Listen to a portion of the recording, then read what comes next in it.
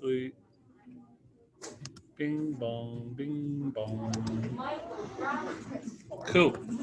So, Little Angels. Here's what we're gonna do. Your book's landscape. Now, Cole asked, what if you finished all of your skateboard drawings already? If you have finished all 5 of your skateboard drawings already, that would make you the only person at STS who's done that. And if that's you, congratulations. That's awesome. The expectation and the challenge is for you to produce 5 skateboard drawings, and one of those drawings is going to be your chosen design. I'm going to give you an opportunity to complete some of them right now. What we're going to look at, there's a series of principles that exist within design. You know, it could be something like rhythm. Rhythm exists in music, but rhythm exists in visual arts as well. Balance, emphasis, there's a series. And what we're going to do today is we're going to explore those principles of design and in doing so, draw some examples. Some of these examples are going to be challenges for you to put on a skateboard, okay? So we'll get to that, but primarily what I want to do is introduce you to these 8 principles of design, and I think you're going to enjoy it.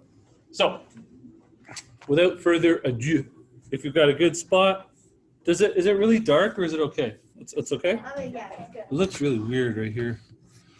No, it looks fine on camera. That's all that matters. That's what I keep telling my wife about my looks. Your lungs? My looks. All right, cool. Please put a dot in the very center of your page. Please split that page into 4. Please number them. 1, 2, 3, 4, 4.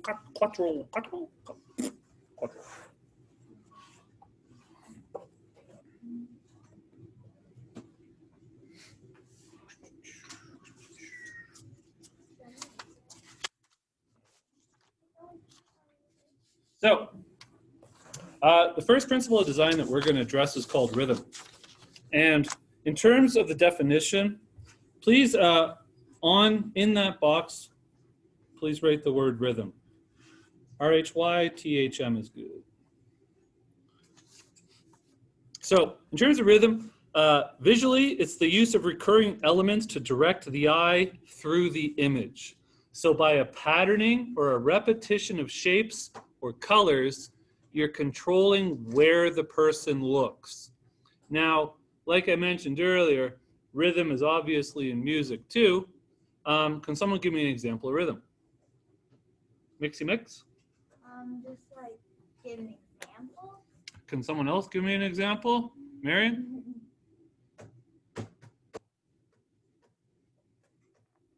Everybody follow it.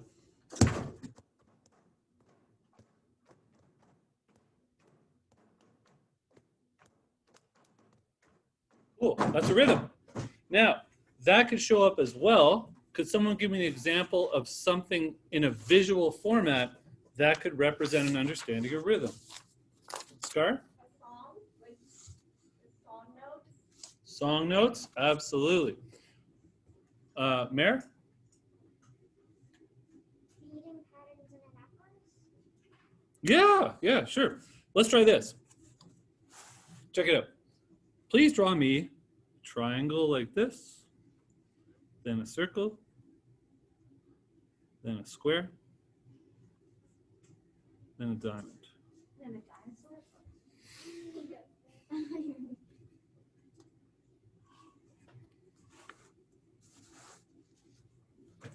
Cool. If you're, so I'm going to be looking across the tables, specifically at Mixies, Megs, Sirajas, and Miguels. If you guys are nodding, I'm moving on, okay? So from there, please draw a triangle. Now let's talk about rhythm. What would be the next shape you would draw? Ariba? Absolutely. Megan? You bet. Marion? Awesome. Please continue.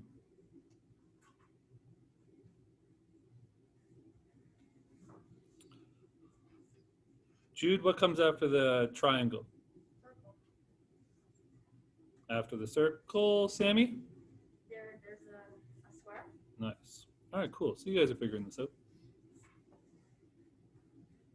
If you can get 2 rows done, I would like you to color it in, also showing a rhythm in any way you would like, with any colors you would like. Every single one.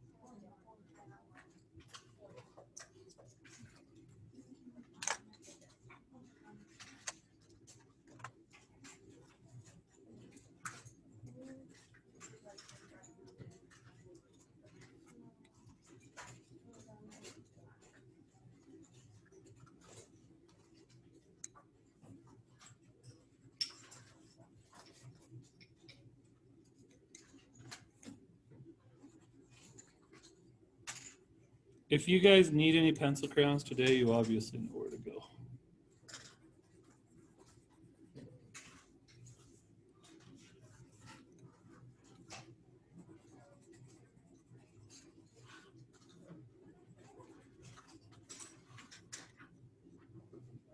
You can use as many colors as you'd like, or as few colors as you'd like.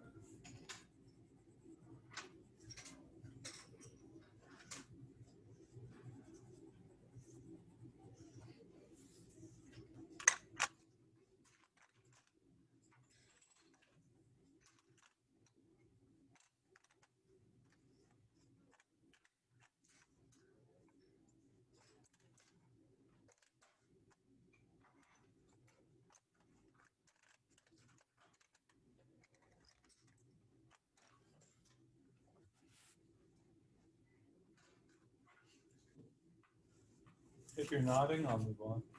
Show me what you got. Ooh, that looks nice.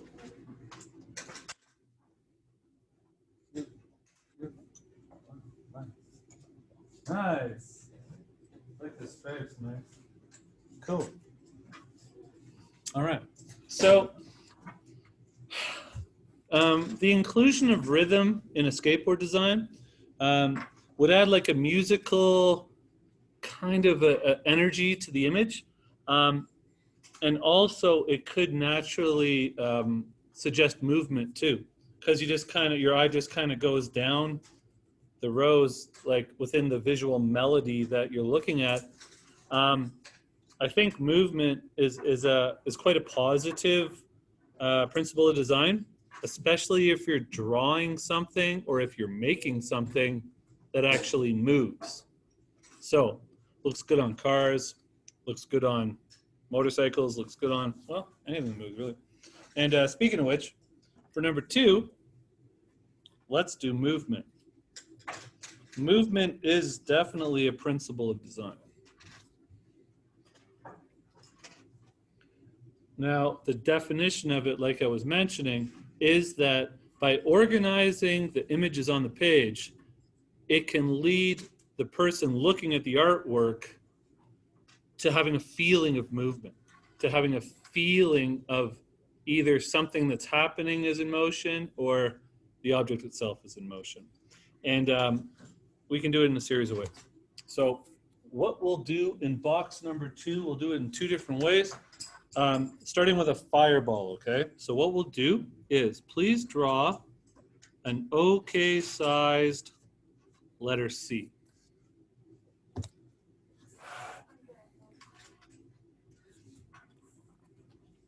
You're nodding, I'm moving. Cool. From the letter C, I'm just going to do at the bottom a lazy S, like that.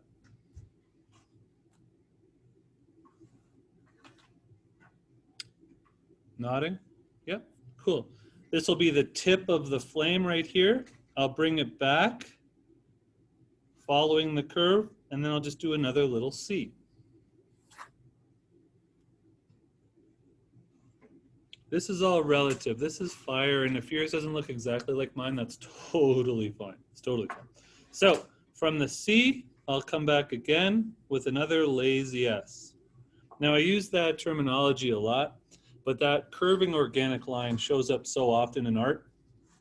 It's something just to be familiar with and comfortable doing with your hands. Off there, I'll pull back again. So it shows another lick of flames, a little tongue of flames. Pull back again and go to another point.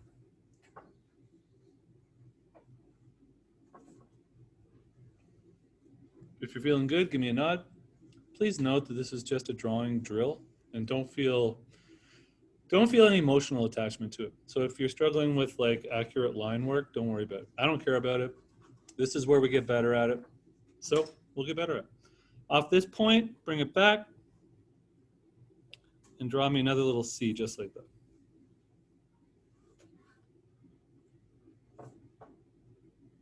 Mine kind of looks like an octopus. Cool. So does mine. So does mine.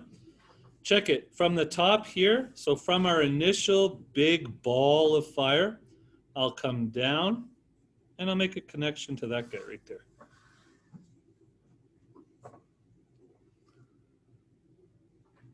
Oh, I have fire right here. So check it out. Off this, what I'm suggesting is the hottest part is where the 8s are. And as it draws back, as the tongues of flames fall backwards, they start to separate and they start to cool, as you can see in the color. So off of this right here, what we'll do is we'll have a couple of separated tongues of fire. So just draw a lazy S like that. And then another one to connect. Maybe you could put a little ball or little sparks. Maybe another little lazy S and another little tongue of fire. And have a couple just kind of peter off until you run out of page. You're nodding, I'm moving.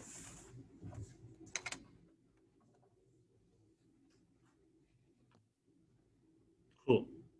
Please grab a yellow of your choice, knowing that I'm working with sunshine yellow or lemon yellow. So you choose a yellow you want to work with, and please color in the ball of fire.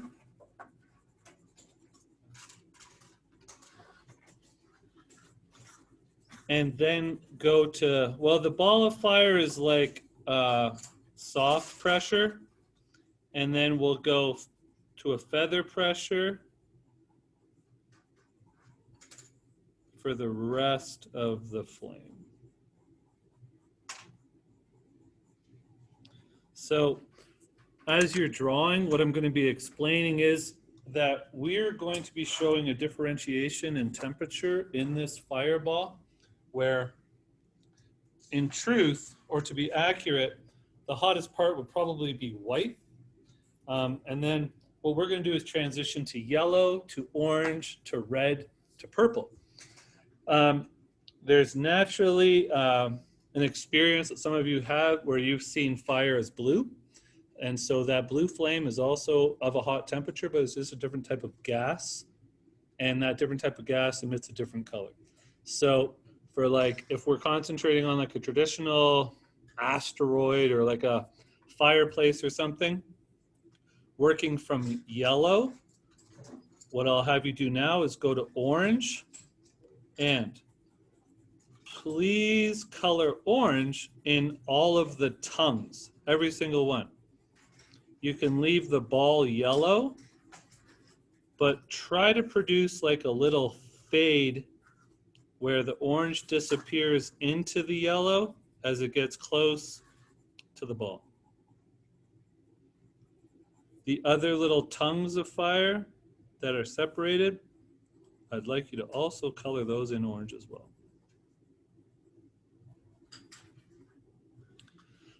Those of you who really enjoy drawing and have an obsession with detail and, I don't know, enjoy some of the art that I do, what you'll notice that I do to extend it a little further is I'll go back with my yellow once my orange is done and just fill in those little gaps. This is an option that you can choose to do or choose to ignore, but if some of the things that you see that I make are feeling kind of successful to you, you'll notice details like that. You'll notice that I'm willing to go back and forth because it works for me.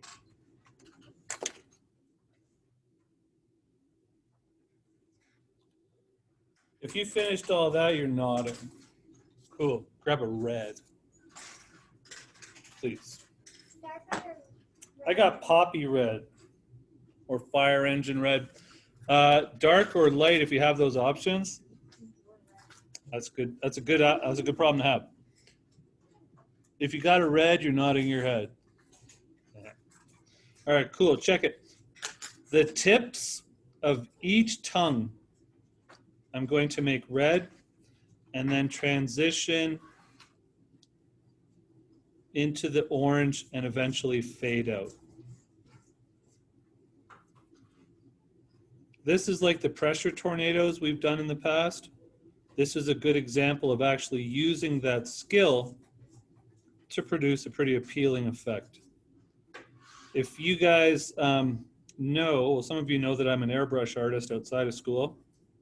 I've done a lot of motorcycles and I've done a lot of hockey helmets and stuff like that. And fire like this is a very popular theme to the point where it's like really annoying to do because you do it so often, but it pays well, so.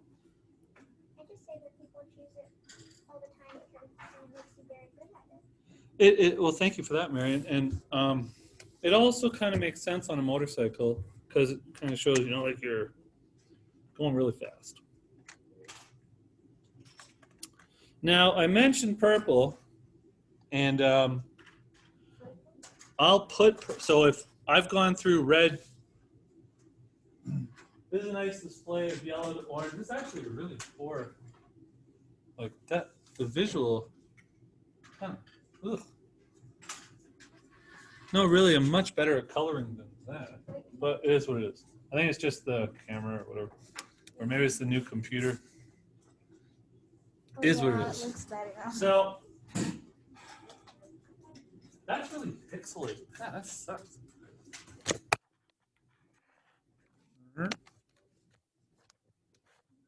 Did I just? Oh, O'Brien. Sorry, guys. I might have to stick with this limited quality. Is what it is. The purple I'd put on the tips. I would put a little bit in these further tongues. And if I was outlining, or if I was doing like an old school style, what you'll notice is that when you draw the purple as an outline, when it gets up to the yellow, it gets really bold. Yellow and purple have a relationship as colors. Does anyone know what that relationship is? Oh, you guys have been with me for 6 years. You don't know this? Sarah, what is it? Yes, they are. They're contrasting colors or they're complementary colors. They are opposites on the color wheel. And because they're opposites, their tones clash with each other. And when they clash, they vibrate a little bit, which makes them stand out. So that's that. Show me your little fireballs, my little firecrackers. Ooh, that looks nice, sir. Oh, for me, that looks good. That looks great. I put some more orange in the middle of it, Cooley. Hey, nice. That's cool, Miguel. Oh, that's beautiful, Megs. Louise, lovely. Yeah. Sarah Malik, no surprise. Excellent. Sam, very creative. A little chaotic and crazy, but that's what I like about you. Well done, Pickles. Good job. If you have room underneath your fireball, what I'd like you to do, right against the corner, please draw a triangle like that. If you don't, I think you all do. Let me take a boo. Perfect. Come here. Interface. Let me do it. Bing, bing.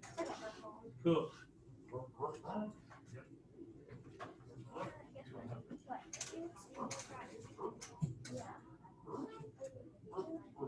I'm not. Good. Sorry, don't mess up with room.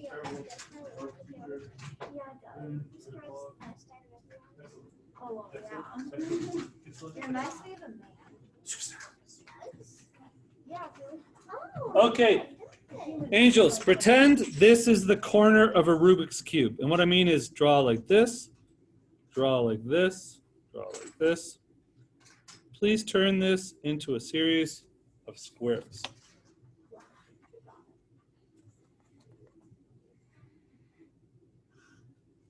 If you're nodding, I'm moving. It's not a very complicated thing. After that fireball, you guys should be fine with it. Now, please draw one of these squares right there.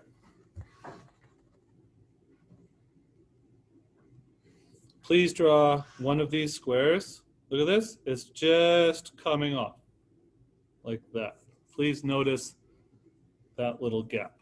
That nice little detail right there. You're nodding, I'm moving. Cool. Please draw one completely detached like that.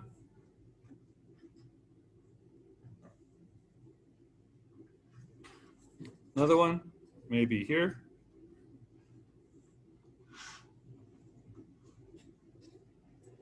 Another one, maybe there.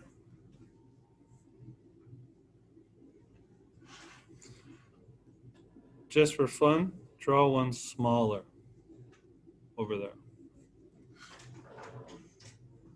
Just for fun, draw one smaller right there. Maybe just for fun, you can fill that space with one if there's space there. But what I'd like you to do is show increasing distance with decreasing size. Boop, boop, boop.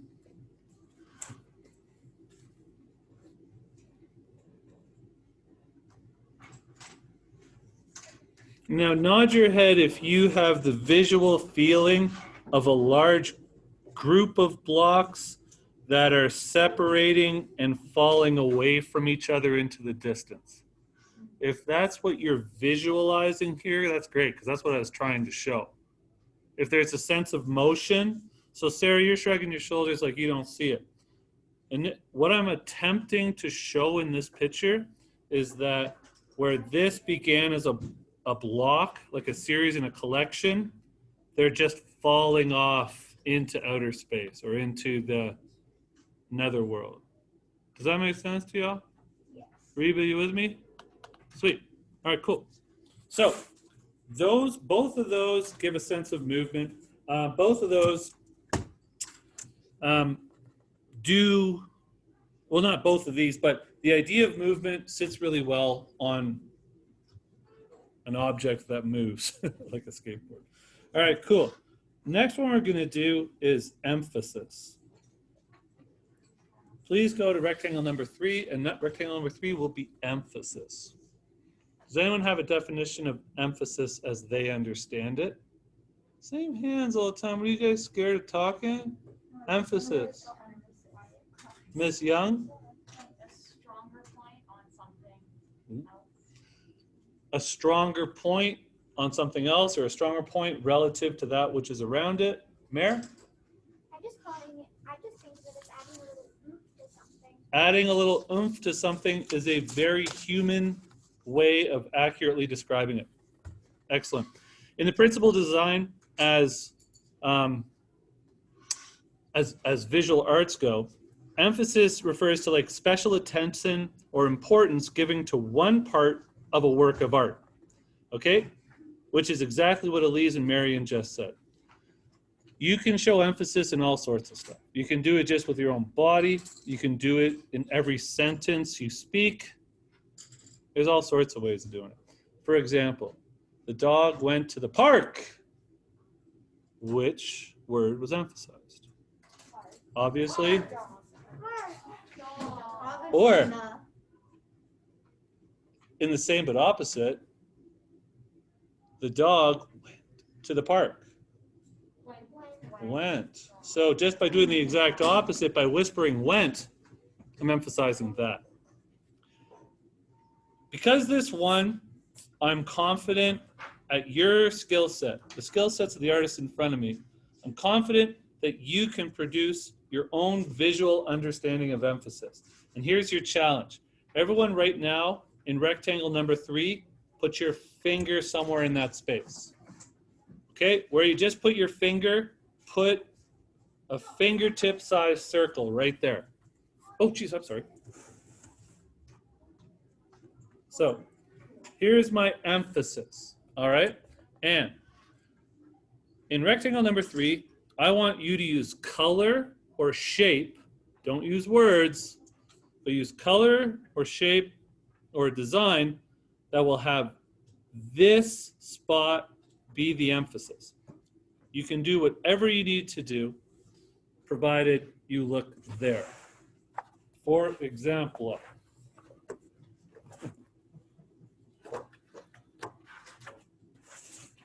so in this picture, I literally did everything I could to point to that space as being that which we focus on.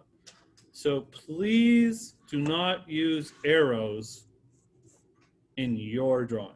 So right now, I want to emphasize how important it is that you guys use whatever power you have to look right there. Okay? Giddy up. Feel free to use color. Feel free to use shapes. Feel free to use lines.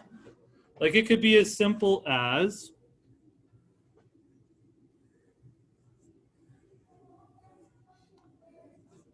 almost looks like ripples.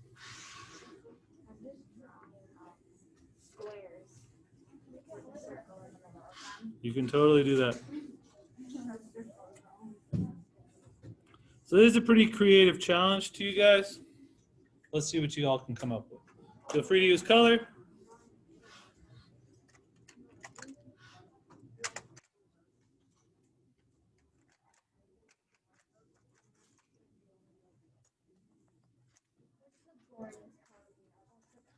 Great. Isn't green a shade? Yeah. Okay. Don't listen to me. No.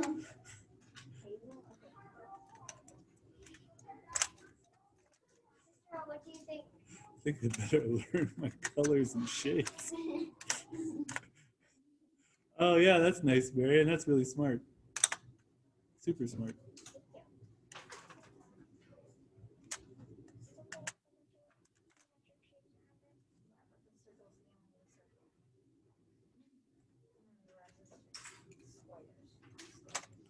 Yeah, it's, you know, some of the most profound ones could be the easiest to do.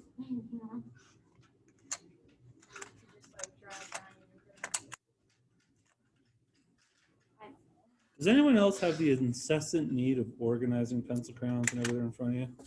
Oh my God. I'm 50 years old and I still have the obsession. Sort of. Almost. Sure don't look it. I sure feel it. Very kind, Mary. That's about my dad's age.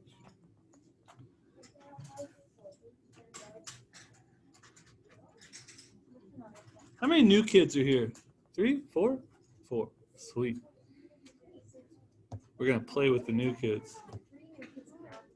No, homie, we got Reba, Williams, Miguel, and Old Soul.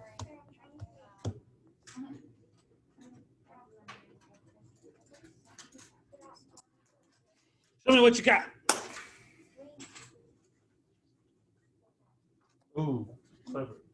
Definitely. Simple yet profound. Yours is super complicated. Let me see it. Hold it up. Your hands in front of it. Oh, that's better. No, so the only light post that's not, okay, cool. Clever, clever. Pointy fingers. Oh, that looks nice, Sarah. Oh, yeah, I get it, Ariva. Yep, sweet. Brilliant. Yeah, Mary, I love it. What you got, Miss Malik? Smart. Maggie, what you got? It's okay. I mean, it does stand out, but yep, good. Angels. You've been with me before, you know this. Cool? That goes for everybody else too. New kids, please come over here. No. You've been here for 6 Sarah, people. poke him with something sharp if he talks. Okay? So, good job, Sarah. Nope, right there. Yep. So, I want to give you guys, these are candlestick holders. Shush! Candle goes here. You light a candle, it's candlestick. There's two of them. They're a little bit different. Please look at the candlestick No holders. one say it. No one say it. Please look at the candlestick holders. No one say it. Nod your head as you can see the candlestick holders. Please look between the candlestick holders. Don't look at the candlestick holders. Look at the space between the candlestick holders. Shush! Mix! This is not a new student. Oh. I see. What do you see? This person. Yeah. You see it, Reba? Yeah. Cool. So, when I carved these, my intention was to make the object the negative space. So, there's contrast between the object itself and the space around it. Yeah, cool? Cool. Right? Okay, go take a seat. Everybody. So that's contrast. Contrast refers to the juxtaposition or the positioning of different elements of design in order to highlight or create visual interest. So what my intention was to make objects that are interesting to look at, but in turn make the negative space around them even more interesting. So what I'd like you to do in rectangle number 4 right now is split it in half.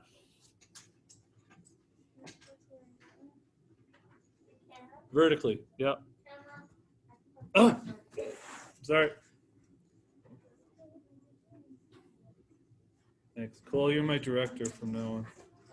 So, here we have two halves, all right? What I'd like you to do is show contrast from this side to that side. It could be something as simple as one side's black and one side's white, or it could be complicated.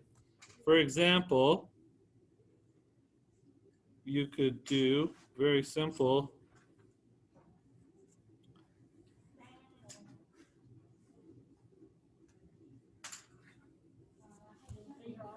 Man, a huge, ginormous. Whoa, a lot of critics here. No, draw a person with really tiny. You have shack-sized feet. No. It's a woman. It's like 0. It's a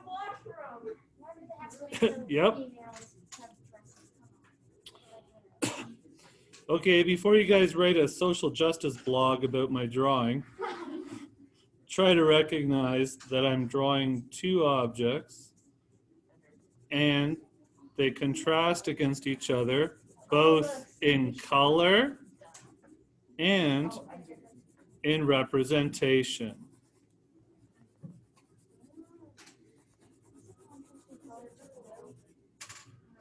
Orange. Welcome.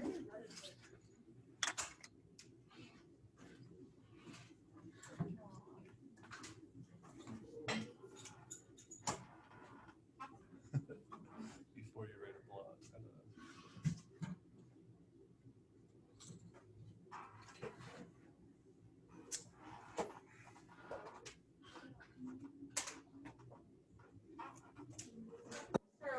Jude, if you're looking for a brown pencil crayon that you lost, I know where it is. Those are very adorable scribbles. Cool. Wonderful. Yeah. So the contrast that Sarah and Elise are referring to is color wheel contrast. And complementary colors are blue and orange, red and green, purple and yellow. When these colors are beside each other, since they're opposites, they vibrate. And they make each other a little bit louder, a little bit more vibrant, a little bit more beautiful.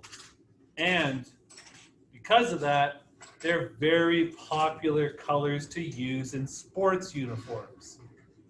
Why would anyone want to design, oh, I don't know, say a hockey uniform with blue and orange instead of, say, white and light blue?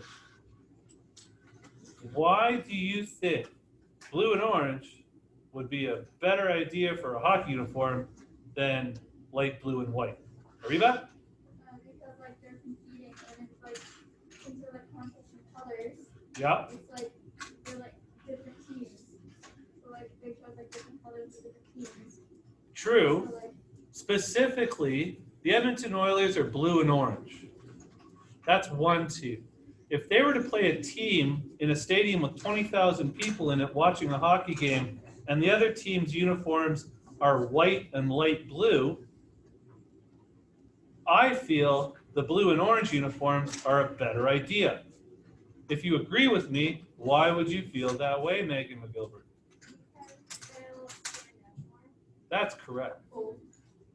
As opposed to, let's say we have a football team like the Minnesota Vikings, who are purple and yellow, playing football on a football field. If they're playing against a team that was green and brown, what do you think the problem would be? Green and brown looks like dirt and grass. Green and brown looks like dirt and grass. So one team's cheering for a team, the other team's cheering for nothing because they can't see where their players are. Right on. So does anyone else know a sports team that's either purple and yellow, red or green, red and green, or blue and orange? Miguel's going to tell us about his favorite team that's full of bias stars and live in California. Miguel. Lakers. Oh, sorry. Was that an outside voice? Yes, the Lakers are purple and yellow. That's right. And they do steal everybody else's players and pay for them, but that's okay because they're. Anyway, that's just my bias. Miguel, did you hear that our good friend Giannis Antetokounmpo just made $230 million? Really? Yes, he did. How? So there's a basketball player who barely even shoots the ball, and for the next 5 years, he's going to be paid a combined $228 million. Yeah, exactly. Yeah. Did you hear that Russell Westbrook went to Washington Wizards? Yeah, I did. Because James Harden gets what he wants.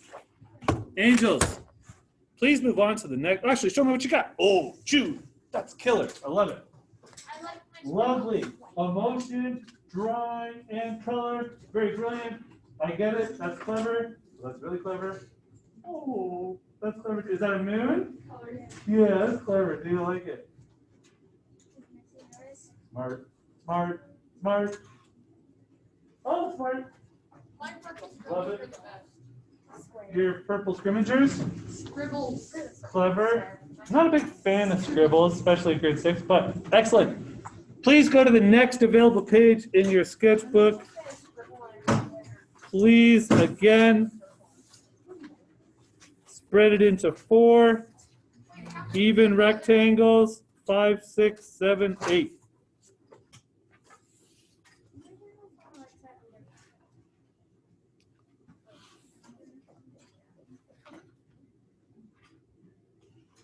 Cool? Yep.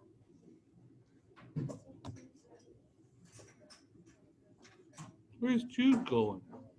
Oh. Okay, in number 5, please write the word pattern. So pattern's a lot like rhythm, right? It's a regular arrangement or alternated, repeated lines or shapes. The repetition produces a pattern. Pretty simple. And again, pattern and rhythm, they go hand in hand.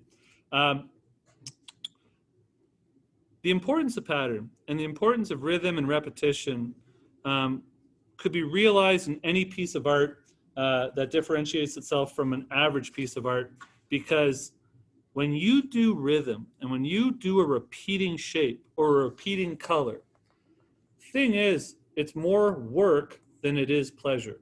But your willingness to do that extra work, to be disciplined and do those repeated patterns, oftentimes, be it grass, be it clothing, be it... Okay, so I was drawing last night, and it's a really weird picture, but I think it's cool, and I hope you guys will like it too.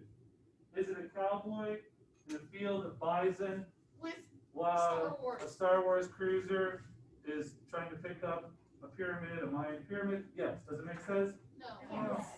It's a piece of art. The detail, well, I made it last night, so The patterning on his shirt, I just did a checkered pattern because that's what cowboys wear. And the willingness on my part to do that patterning, I think, is worth it because it increases the details and the interest within the picture itself.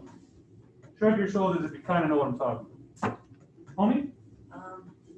That was it. Watercolors. Watercolors. Yeah, I'll just sit down.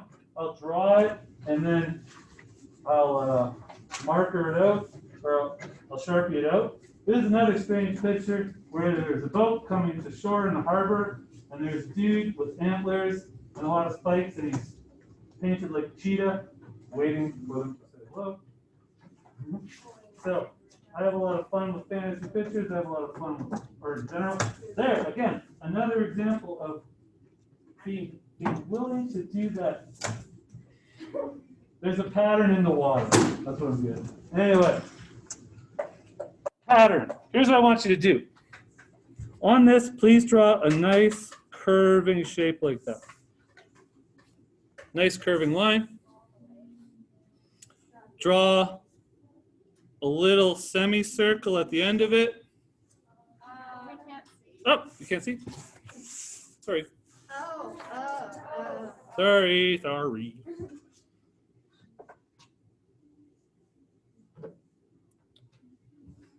Cool, and then just bring it back down, whoop, like this. Seriously looks like. This is a traditional Maori shape that shows up in a lot of Polynesian tattoo and Maori design, like New Zealand, Australia, Cook Islands, stuff like that, Hawaii. If you've drawn that, please follow your lines with the same line, just for the sake of doing it.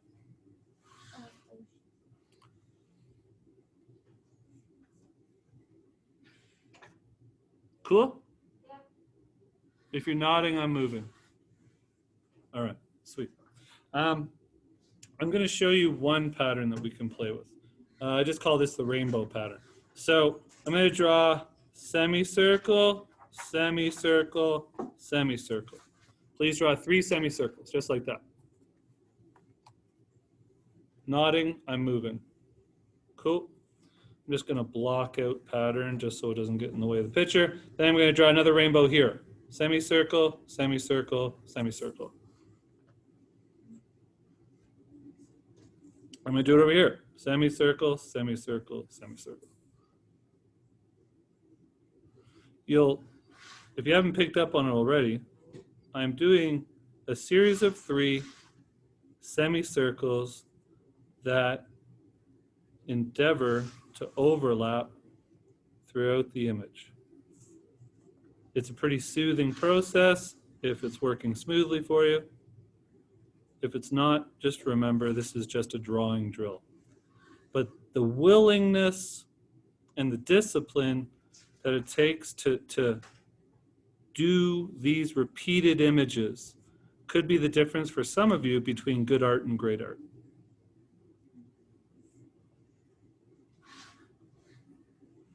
This is a pretty pattern. I think so too.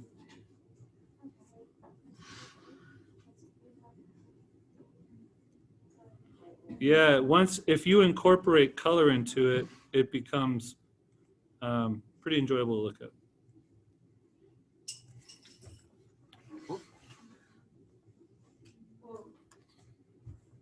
That's fair.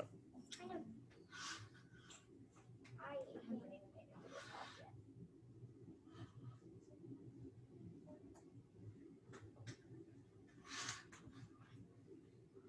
If you're nodding, I'm moving. Cool. Not yet. No. That's all right.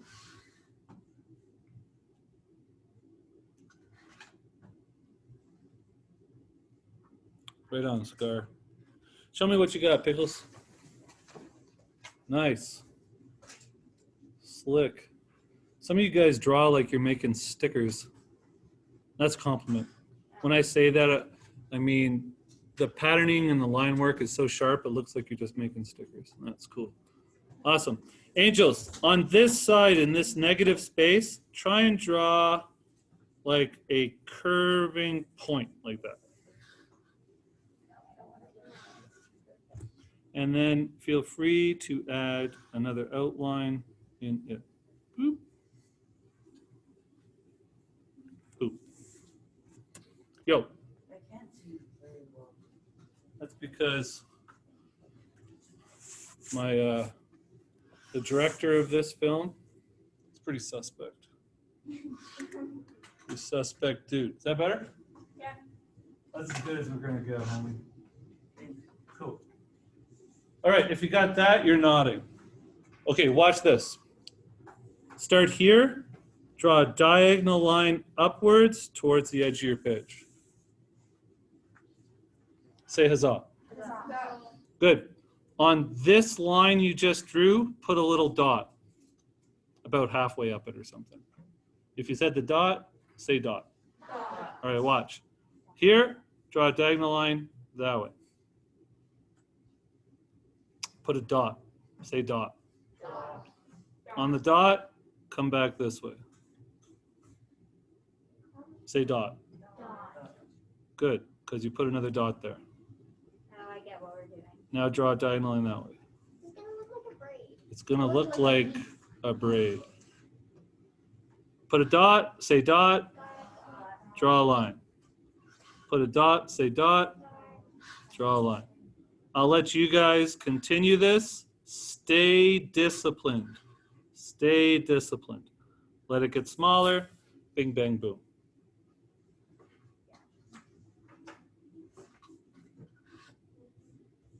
So the immediate recognition was that it looks like a braid. And that's a very good understanding of what we're trying to draw and associating it with something that we all understand. So that's cool. If you wanted to increase the complexity, you could put lines in the middle of each one, like this.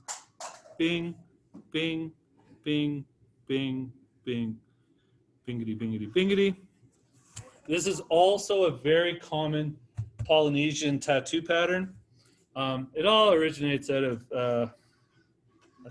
I think it's all Maori based, so New Zealand, but these are nice designs.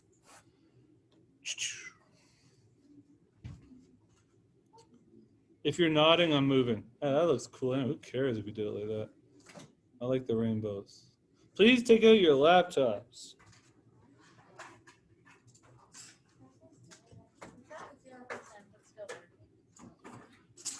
For number 6, please write the word balance. For number 6, please write the word balance. If you've taken out your laptop, please go to Google. If you've Googled, please nod your head. Please type in, well, actually hit images.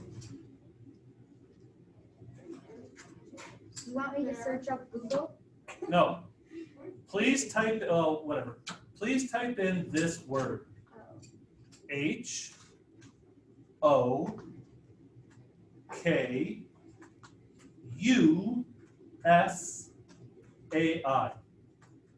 Now click enter. Hokusai. Now, if you're not at images yet, go to Hokusai, and then after Hokusai, please write the Great Wave.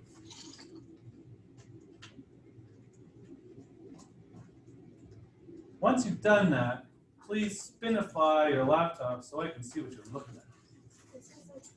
I've seen so many times. We can have like stickers. Well. Excellent. This, conveniently enough, is also printmaking. So, 100 and so years ago, Hokusai made that just like you guys were carving rubber stamps, but he was doing it on cherry wood. A lot of the printmaking I do myself as an artist is done on cherry wood as well. It's very enjoyable to do. This is a very beautiful picture. Now, please open up another window while keeping that window there. And when you open up that second window, please go to Google. Sarah, your brow is furrowing. Is everything okay? Okay. She looked a little grumpy, so I wanted to make sure she's not. So in your second Google window, please type in yin, Y-I-N, then type the word and, as I expected. Please go to Google Images for yin and yang. Please show me your yinny yangy. Excellent.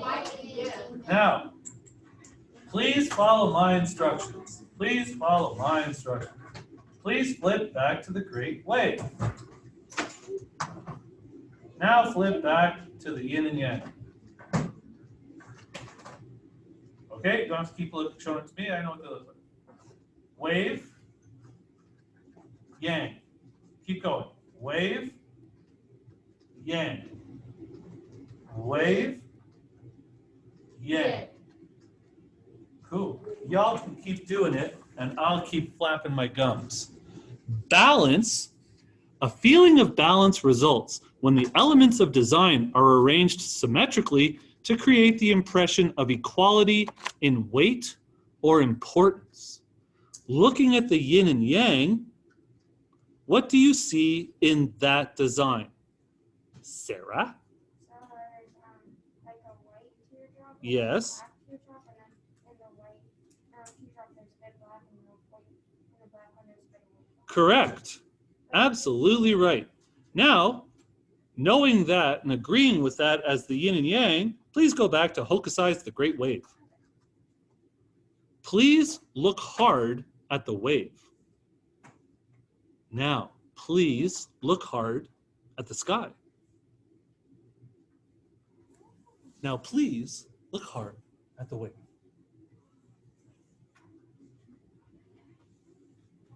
Do you see what I see? Boats. No, not boats. I see It's like yin and yang, but wave and sky. Star.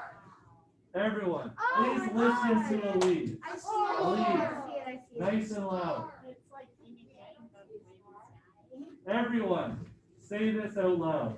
It's like yin and yang, but wave and sky. I see it. I never saw it before. I did. But you're that. Yes. So,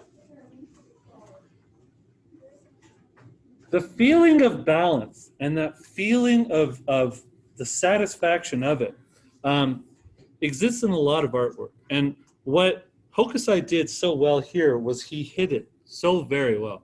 I mean, it's not entirely obvious, but there is, without a doubt, a sense of balance in regards to the wave and the sky.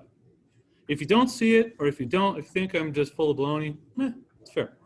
But that's one of the resonating details in that picture, in my opinion. So what I'd like you to do right now is, you can put your lappies away because we're not going to use them again for a bit. Please put a dot in the very middle of rectangle number 6. If you've done that, please give me a nod. Good. Off the dot. On this side, draw a smiley face. On this side, draw a frowny face. You're nodding, I'm moving. Don't use a ruler. On this side, use a frowny face. This side, smiley face.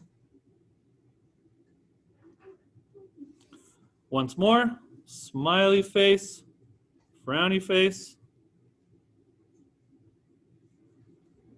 smiley face, frowny face.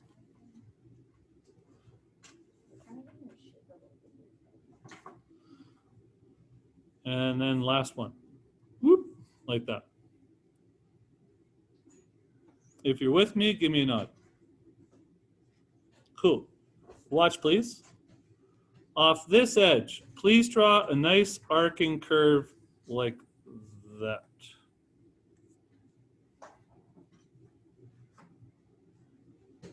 If you're good, give me a nod. Sweet. If you can go back to your dot, try and find your dot. Please draw a nice curve like that.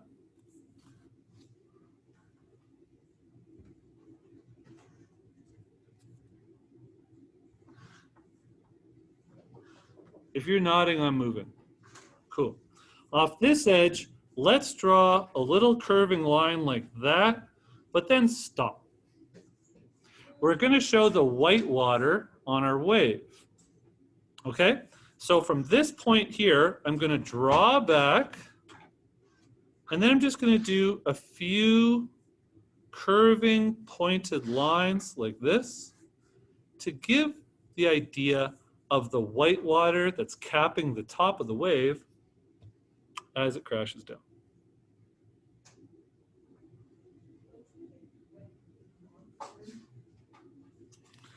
Just to be fancy, I'm going to draw a very simple, typical little fish like this right here.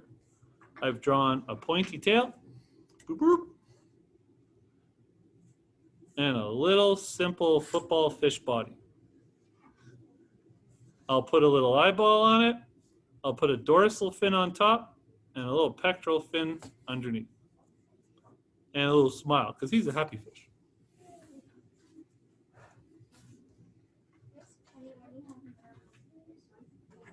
Cool.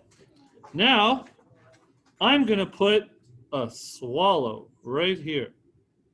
So, similar shape. A swallow is like a flying bird. I'll have a swallowtail, which is shaped like that. I'll draw one wing. Wiggle, wiggle, wiggle, wiggle. Another wing. Wiggle, wiggle, wiggle, wiggle. Little head, little beak.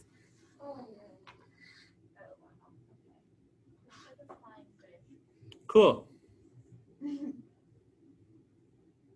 I'll just draw, just because I can, a few little details here, showing the direction of the wave as it's falling and crashing forward. Burp, burp, burp. Oh, geez, we're running out of time.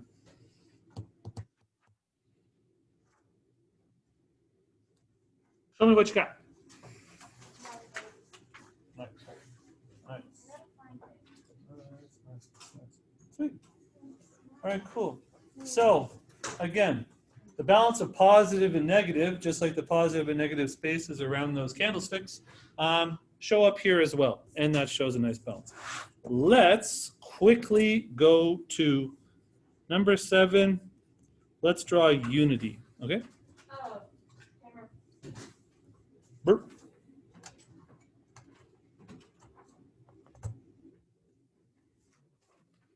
Unity. All right, cool. Here's what I'd like you to do. Please draw, well, we're going to draw a tree, okay? And so here, is this showing up okay? Yeah? Okay, cool. So let's start with a little smiley face right there near the bottom of the page. Just a little one. We're going to draw a tree trunk, a little skinny tree with maybe one branch, 2 branches, and then comes back down. And then a few curving horizontal stripes along the bark.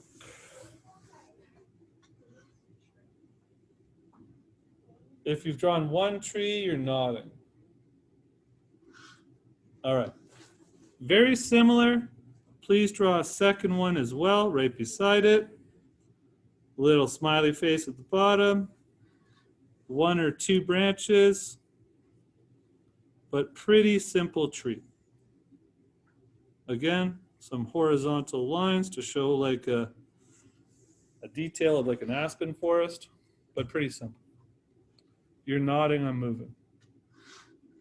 Only Elise is nodding at me. Oh, Cole is too. Cole's been drawing his heart out these days, so no surprise. Please draw a third one. Try and make them all seem kind of similar. I mean, it could be a theme, but don't go crazy with details. Essentially, I'm going to challenge you to try and draw 5 across.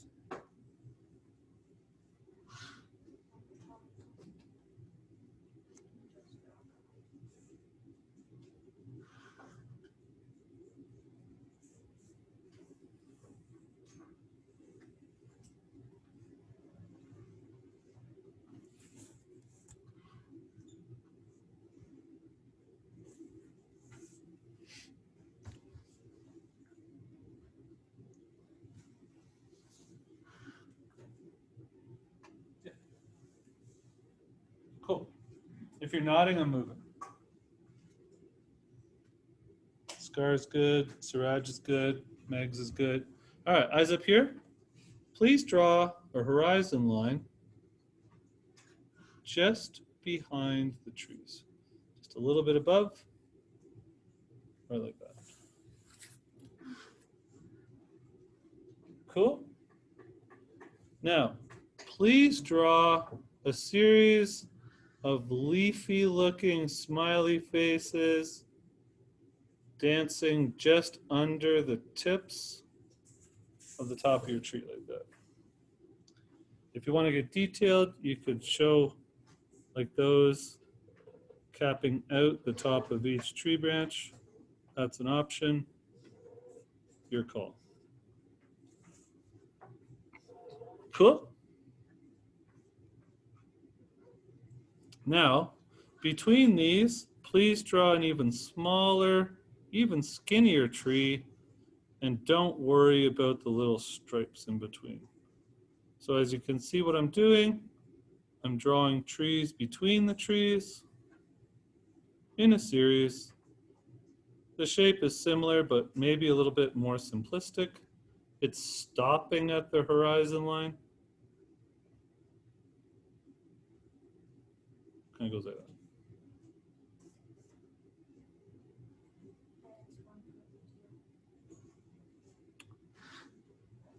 And that's why I pay you the big bucks. If you got that, give me a nod. No? Sarah doesn't got it?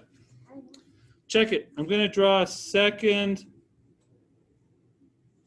series of little connected smiley faces to show the second like canopy concept behind it. Take your time. This is just a drill. This is just one example of an attempt at unity. If you're caught up to me, you're nodding. Scar's there. Youngie's there. Check it out. I'm going to draw some very mellow mountains in the background. Just a simple diagonal line to a peak, then a simple diagonal line down. I'm just going to do it a few times to give an idea of mountains far back in the distance. That squeaky chair sounds like we're on a boat. Yeah, it's a little annoying. Cool. So the intention here is to try and show a relationship just by the amount of information I've put on the top and on the bottom and connected it with the trees. You can even look at it upside down. It'll still probably be kind of interesting to look at, even sideways. So unity is defined as all parts of an image put together with the intention of everything working together and everything seeming to present a consistent idea of an image. It's 1:45, we need recess, and we can't do variety, but you can. So in box number 8, please put the word variety. In rectangle number 8, please write VARIETY. I'll leave that one to you. Variety in itself is a series of different images or a series of different lines, shapes, forms, patterns that don't necessarily have a relationship to each other, but they could. Like you could draw a series of leaves, which is what I did for the last class, but we ran out of time. So check it, homies. This is a reasonably good example of variety. Okay, I'm not going to make you draw it. Y'all got to go outside for recess. Leaves. Speaking of leaves, make like a tree. And leave. All right, guys, have a great recess. I'll see you outside. Blah, blah, blah. You're all wonderful. Consider incorporating some of these principles of design into your skateboard drawings. See, Mary? Please bring your sketchbooks home over the Christmas holidays. Definitely, definitely. Mr. Miga. Also, that CP3 went to Sons. Chris Paul? He's a son. Yeah, I knew he was going somewhere. I was big on the Westbrook trade because I didn't think he fit. I think he should have stayed at OKC. Yeah, And I think Durant should have stayed there too. yes. See it cool? I think Durant actually, as much as he helped the Warriors, it kind of messed them up. I think that prior to Durant being there, they all worked really cohesively as a team. They could have actually won this with us. Oh yeah, for sure they could. They could have won 4-0. They could. Well, they didn't though. But that was testament to the Raptors had momentum, and they had Kyle Lowry was willing to die to win that game. I really feel that Kyle Lowry's performance in that playoff was the significant difference. And I mean, no disrespect to Kawhi, he was a superstar for sure, but and he was the best player in the playoffs. But I really think